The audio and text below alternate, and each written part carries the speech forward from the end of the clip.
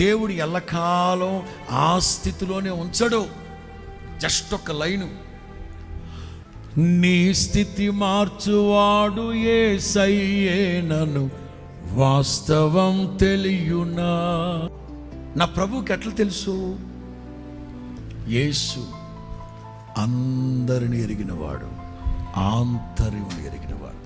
దూరాన సమీపాన ఎవరైతే స్వేచ్ఛగా జీవించలేక ఒకప్పుడు జరిగిన అవమానాలు, నిందలు, దూషణలు, నెగిటివ్ ఆ వేవ్స్, ఆ నెగిటివ్ థింగ్స్, థాట్స్ మీ గుండెల్లో ఇంకా ఉన్నాయా?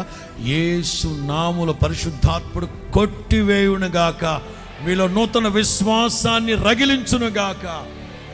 నేను మీ కొరకు సిద్ధపరచిన అక్కడికి నేను తీసుకెళ్ళి చేరుస్తాను.